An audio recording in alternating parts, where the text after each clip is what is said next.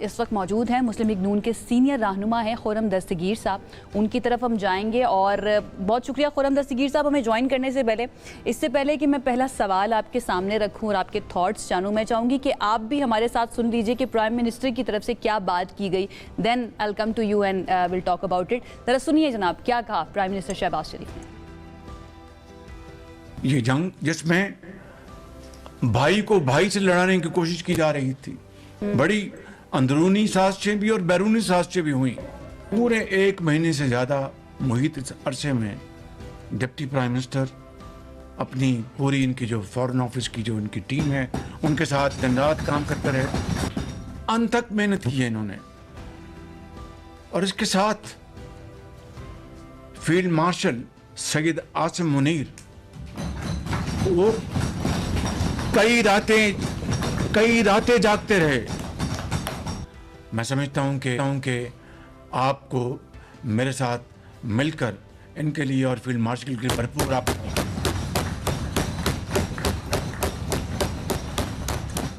Well, all the claps are well deserved اور جو بھی باتیں کی گئی ہیں پرائم منسٹر کی طرف سے تمام لوگوں کے لیے well deserved. خرم دستگیر صاحب آپ نے بھی سنا اور ڈیفینیٹلی آپ بھی گہری نظر رکھے ہوئے ہوں گے ساری سچویشن کے اوپر.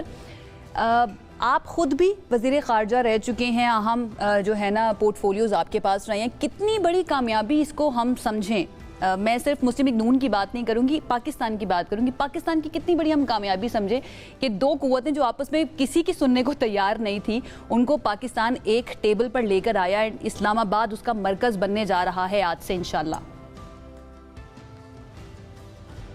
بہت شکریہ آپ نے مجھے مدعو کیا. بات ہی پاکستان کی کرنی ہے کیونکہ جھنڈا پاکستان کا اونچا ہوا ہے, کسی جماعت کا نہیں. یس, پوری دنیا میں جو پاکستان کو پذیرائی ملی ہے, اگرچہ یہ بڑا غیر معمولی عمل ہوا کہ ایران اور امریکہ دونوں کے جو اعلامیے تھے سیز فائر کو اناؤنس کرتے ہوئے, اس میں نام لے کر پرائم منسٹر شہباز شریف اور فیلڈ مارشل عاصم منیر کا ذکر کیا گیا. تو انہوں نے بھی غیر معمولی اس معاملے میں اپنی متحرک کیا رہے اس کا ثبوت دیا ہے. لیکن پاکستان کے لیے ایک بڑا قیمتی لمحہ ہے, کیونکہ آج سے 1 سال پہلے اگر آپ یاد کریں مارکہ حق سے پہلے, تو پاکستان بہت حد تک جو ہے وہ اندرونی طور پر بھی بیرونی طور پر بھی کافی مشکلات کا شکار تھا. اور ہمیں معاشی طور پہ جو انٹرنیشنل ایشوز تھے اس پہ اوپر رکاوٹیں آ رہی تھیں, اور اندرونی طور پر بھی معیشت کو اور پاکستان کا جو نظام ہے اس میں بھی ایک چیلنج تھا. لیکن اللہ تعالیٰ کا بہت کرم ہے کہ مارکہ حق نے اس کایا کو پلٹا. پہلے پاکستان کی قوم نے اور افواج نے اپنی مہارت کا ثبوت دے کر اپنے سے 10 گنا بڑے دشمن ہندوستان کو شکست دی. اور اس کے فوراً بعد آئی تھنک جو ریلیونٹ ہے آپ کے سوال کے لیے, تو اسرائیل نے 12 دن ایران پر بمباری کی پچھلے سال جون میں. اس کے دوران پاکستان پہلی دفعہ سنجیدہ طور پہ ایک ایران کے ساتھ گفتگو کرنے کا ذریعہ بنا. اس نے فیسیلیٹیشن کی, اور وہاں پھر فیلڈ مارشل عاصم منیر کو ڈونلڈ ٹرمپ کا ایک براہ راست اعتماد حاصل ہوا. اس کے بعد جب مزید بات آگے بڑھی, پھر آپ نے دیکھا کہ اس طرح جب پرائم منسٹر شہباز شریف نے وزٹ کیا اور اعتماد ہوا. اور یہ میں نے اپنی زندگی میں پہلی دفعہ دیکھا کہ ایران کی پارلیمان میں پاکستان زندہ باد کے نعرے لگے پچھلے سال. اچھا خرم دستگیر صاحب, میں آپ سے جو چیز کامنٹ جو میں چاہتا ہوں وہ یہ ہے کہ پرائم منسٹر صاحب نے ایک بات کہی ہے. انہوں نے کہا ہے کہ ویلکم کرتا ہوں یہ ساری اپریسیشن جو مل رہی ہے اس وقت پاکستان کو, لیکن ہمارا جو اینڈ گول ہے ایز پاکستانیز وہ ابھی تک اچیو ہونے کے راستے میں ہے, اور ہمارا گول ایک ٹیمپرری سیز فائر نہیں ہے, ایک پرماننٹ اینڈ ٹو دس وار ہے فار دا گریٹر پیس. اس پہ آپ کا کیا کامنٹ ہے؟ ہم اس وقت کدھر کھڑے ہیں؟ جی, پاکستان نے یہ ہدف اس لیے طے کیا ہے اپنے برادر ممالک کے لیے بھی, لیکن پاکستان کا اپنا بھی براہ راست مفاد ہے.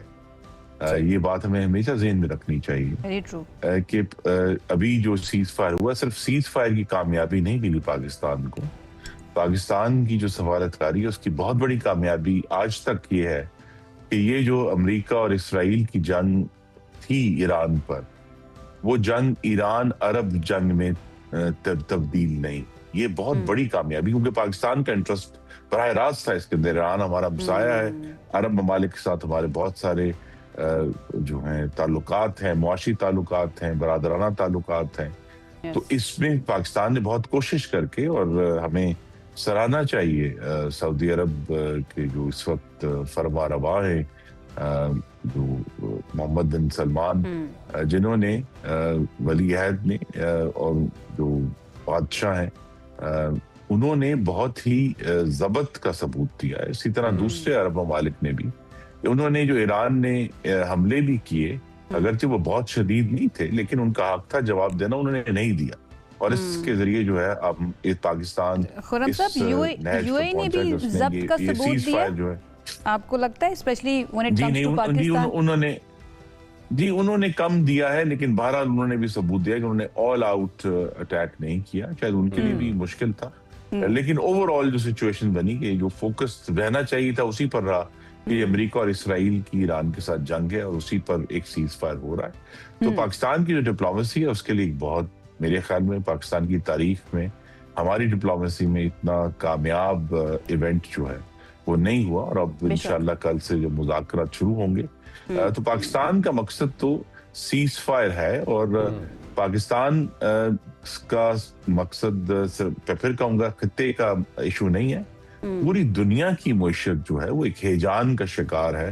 کیونکہ یہ بات آپ صحیح کہہ رہے ہیں, لیکن ایٹ دی سیم ٹائم آپ کا جو کامنٹ ہے اس کا ایک دوسرا فلپ سائڈ بھی آپ کے کامنٹ کا ہے, جو ریفلیکٹ ہو رہا ہے امریکن سائڈ سے. ایران نے جب بات کہی کہ ہمارے پاس یہ نکات ہیں, اور ان میں سے چند نکات ایسے ہیں کہ جن کا سیز فائر اعلان ہوتے ساتھ یہ ٹیمپری سیز فائر خلاف ورزی کر دی گئی.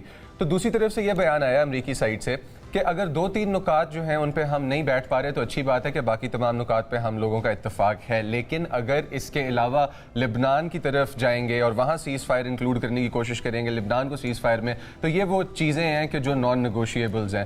تو آپ کو نہیں لگتا کہ ان شرائط میں کچھ شرائط ایسی ہیں کہ جو اس سیز فائر کو توڑ سکتی ہیں, یا جن کی وجہ سے ٹوٹ سکتا ہے سیز فائر؟ جی, اس تمام عمل کے اوپر ایک میں ہی کہہ سکتا ہوں کالا سایہ ہے جس کا نام اسرائیل ہے, اور اس کے جو مفادات ہیں یا اس کے جو انٹرسٹس ہیں وہ امریکہ سے اب ہٹ چکے ہیں, اور اسی وجہ سے یہ سیز فائر ہوا ہے. اور اس میں یہ شامل نہیں ہوا جو اسرائیل کو, یہی تھا کہ اس کا تو مفاد یہ تھا اس کی نظر میں کہ ایران کو ملیا میٹ ہی کر دیا جائے بطور کچھ نہ بچے وہاں. لیکن امریکہ کا یہ مفاد نہیں ہے. امریکہ ایک ناٹ صرف ایک سپر پاور ہونے کے ناطے, بلکہ اس کے جو ایلائز ہیں ان کی بھی اکانومیز اس کی کنسیڈریشن ہے.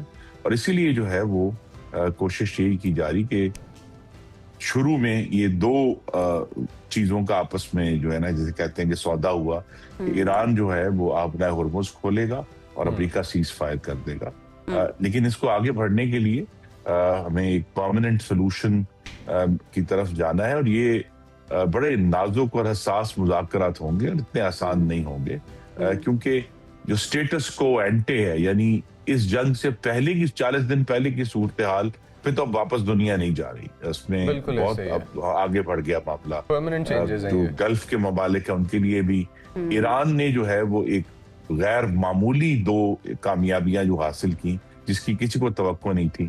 ایک تو انہوں نے فزیکلی آبنائے ہرمز کو بلاک کیے بغیر اس کو بلاک کر دیا, یعنی اپنے جہاز وہاں کوئی کھڑے نہیں کیے, لیکن اس کی اس طرح کی سالڈ تھریٹس تھی کہ آبنائے ہرمز جو ہے اس میں تجارت بند ہو گئی.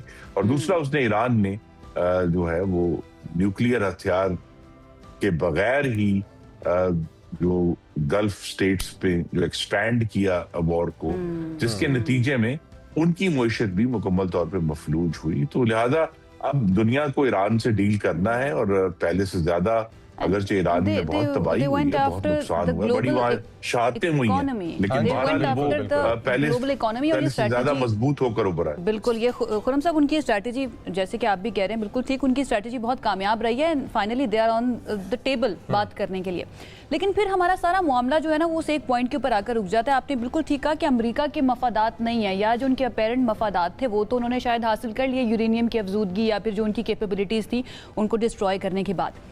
اب وہ ٹاکس کر سکتے ہیں. آپ کو نہیں لگتا کہ امریکہ ابھی بھی ہاسٹیج ہے اسرائیل کے ہاتھوں میں, کیونکہ اے پیک کے تھرو جتنے بھی ڈیموکریٹس ہوں یا پھر ریپبلکنس ہوں, ان کی جتنی بھی فنڈنگ آ رہی ہوتی ہے وہ اے پیک کے تھرو آ رہی ہوتی ہے, اور اسپیشلی اگر ہم ٹرمپ کی بات کریں, وہ بھی لگ ایسا رہا تھا کہ وہ کرنا نہیں چاہتے تھے, but he had to attack on Iran because of some reason, maybe Epstein files, یہ بھی ہو سکتا ہے. تو ابھی آپ کو لگتا ہے کہ یہ اسرائیل جو ہے وہ رک جائے گا, بیٹھ جائے گا, یا پھر اگر یہ پیس ہوتا ہے تو وہ مان جائے گا ان سب چیزوں کو, ڈسٹرپٹ نہیں کرے گا؟ نہیں مانے گا, اور اسی لیے ہم یہ دیکھیں گے آنے والے دنوں میں کہ یہ جو اسرائیل کا جسے ہم کہتے ہیں اسٹرینگل ہولڈ ہے امریکی پولیٹکس پہ, وہ اسٹرینگل ہولڈ آہستہ نرم ہوگا اور اتنا سخت نہیں رہے گا, کیونکہ آلریڈی اسرائیل نے اپنی جو مورل کریڈیبلٹی تھی, اور ہم نے دیکھا ہے یہ صرف امریکہ میں اتنی زیادہ جو غزہ کے حق میں پروٹیسٹس ہوئے, جس کو پھر نے روکا بھی, یونیورسٹیز میں روکا, لیکن جو نئی جنریشن ہے امریکنز کی, وہ تو اب اس طرح اسرائیل کے حق میں نہیں ہے جس طرح پہلے کی جنریشن تھی, بہت ساری وجوہات کی بنا پہ. لیکن اب جو ہے وہ اسرائیل کی مورل کریڈیبلٹی بھی, اور اسرائیل کی جو اب دیکھیں ان کی جو ملٹری کیپیبلٹی ہے وہ بھی کمزور ہوئی ہے, کہ وہ تمام تر دیکھیں 40 دن کی پوری کوشش کے باوجود ایران کو زیر نہیں کر پائے, تمام بمباری کے باوجود زیر نہیں کر پائے. تو لہذا اسرائیل اور امریکہ کی جو ایک جوائنٹ کوشش تھی اس جنگ کے ذریعے, وہ یہ کوشش تھی کہ جو مشرق وسطیٰ ہے وہ اسرائیل کا so called sphere of influence بن جائے, جس طرح وہ کہتے ہیں کہ ایسٹ ایشیا میں چائنا اسفیئر آف انفلوئنس ہے, یورپ میں رشیا اسفیئر آف انفلوئنس ہے, نارتھ اور ساؤتھ امریکہ میں خود United States sphere of influence ہے. لیکن وہ کوشش جو ہے وہ ناکام ہو گئی, اور اس میں ضرور مینشن کروں کہ یہاں جب ان کی کوشش ناکام ہوئی ہے تو پھر انشاءاللہ آپ دیکھیں گے کہ پاکستان کی جو اہمیت ہے خطے میں, معاشی طور پر بھی اور عسکری طور پر بھی, اس میں بہت اضافہ ہوگا آنے والے دنوں. سر آپ نے جو بھی چیزیں سم اپ کی ہے نا, یہ ہماری عوام کے لیے سمجھنا بہت ضروری ہے, اور آپ نے اپنی صبح میں سے وقت نکالا, ہمیں جوائن کیا, اور آپ یہ چیزیں, یہ فیکٹس لے کے آئے ہماری اسکرین تک. تھینک یو سو مچ. اور اسی کے ساتھ میں کسی اور چیز بھی ایڈ کرنا چاہوں گا کہ I think the threat of losing influence in this specific part of the world was some thing that pushed the western world for this accord, جس میں وہ بات کرنے کے لیے آ رہے ہیں. اسی کے ساتھ تھینک یو سو مچ خرم صاحب. اچھا ویورز, آپ اگر اس چیز پہ غور کریں گے کہ انفلوئنس ختم ہونے لگا تھا, جس طرح سے ابھی خرم دستگیر صاحب نے بتایا ہے کہ being somebody who does not possess nuclear weapons, ٹھیک ہے, آپ کے جو نیوکلیئر ویپنز والے سٹیٹس ہیں وہ آپ کو نہیں ہرا سکے, رائٹ. اب اس کے اندر ہم کیا پارٹ پلے کر رہے ہیں؟ ہم پارٹ پلے کر رہے ہیں نیگوشیٹنگ ٹیبل پرووائڈ کرنے کا دونوں پارٹیز کو. کیوں؟ کہ تاکہ یہ بڑی جنگ روکی جا سکے, اور اسلام آباد اس امن کا, اس پیس کا سینٹر بنا ہوا ہے. That you should take pride in. But at the same time Rawalpindi اور اسلام آباد کے اندر کیونکہ روٹس لگائے جا رہے ہیں, کیونکہ تمام سینسٹیو اہتمامات سارے وہ ہو رہے ہیں, تو اس کے اندر ہمیں چھٹیاں دے دی گئی ہیں. ہاسپٹلس وغیرہ کھلے رہیں گے, لیکن باقی چیزیں جو بند ہو سکتی تھی 2 دن کے لیے ان کو بند کر دیا گیا. اور اس وقت کیا سچویشن ہے پورے کیپٹل کی, یہ جان لیتے ہیں. جاوید سمرو ہمارے ساتھ موجود ہیں, بیورو چیف ہیں اسلام آباد کے, ان کی طرف چلتے ہیں. بہت شکریہ جاوید سمرو, آپ نے وقت نکالا اور ہمیں جوائن کیا ہے ہمارے اس شو کے اندر. بتائیے گا آج کیا سچویشن آپ دیکھ رہے ہیں؟ میں ویسے بڑی جلدی آج آفس پہنچ گئی تھی, کوئی ٹریفک مجھے نہیں ملی. کون کون سے روٹس بند کیے گئے ہیں, یا پھر کون سے روٹس اہم ہیں جن کو اوائڈ کرنا چاہیے آج شہریوں کو؟ عائشہ بالکل جیسا کہ ہم سب کو پتہ ہے, بلکہ ساری دنیا کو یہ پتہ ہے کہ آج اسلام آباد جو ہے اور پاکستان جو ہے وہ بالکل عالمی سیاست کا محور بنا ہوا ہے. اور اب چونکہ یہ طور پر اعلان ہو چکا ہے, خاص طور پر ہمارے وزیر اعظم میاں شہباز شریف نے جو کل وفاقی کابینہ کے اجلاس میں خطاب کیا تھا, اور اس میں انہوں نے کہا تھا کہ انہوں نے ایران اور امریکہ کے وفود کو پاکستان آنے کی دعوت دی ہے, اور وہ دعوت ان دونوں ممالک کی شخصیات نے قبول بھی کر لی ہے. اور گزشتہ روز اگر ہم دیکھیں تو واشنگٹن میں جو وائٹ ہاؤس کی جانب سے جو بریفنگ دی گئی, اس میں واضح طور پر یہ بتایا گیا کہ امریکی صدر ڈونلڈ ٹرمپ کی جانب سے اپنے vice president J D Vance, اس کے علاوہ اینڈریو وٹکاف اور کشنر کے سربراہی میں جو 3 رکنی وفد ہے, اور اس کے علاوہ ان کے ساتھ باقی ڈیلیگیشن بھی ہوگا, وہ 11 تاریخ کو پاکستان میں ہونے والے جو آبنائے ہرمز اور امریکہ ایران جنگ کے حوالے سے مذاکرات ہیں اس میں شرکت کرے گا. اور اس کے علاوہ اگر ہم دیکھیں تو ईरान की तरफ से भी उनके वज़ीर ख़ारजा अब्बास राकची और उनकी पार्लियामेंट के स्पीकर जो हैं उनके साथ और भी दीगर जो हैं वफद में शामिल होंगे। वो आज या कल सुबह तक पाकिस्तान जो है वो पहुंचना शुरू हो जाएंगे और ये बताया जा रहा है कि जी 11 तारीख को मिनिस्ट्री ऑफ फॉरेन अफेयर्स के अंदर ये बाकायदा तौर पर मुज़ाकरात जो हैं वो होंगे।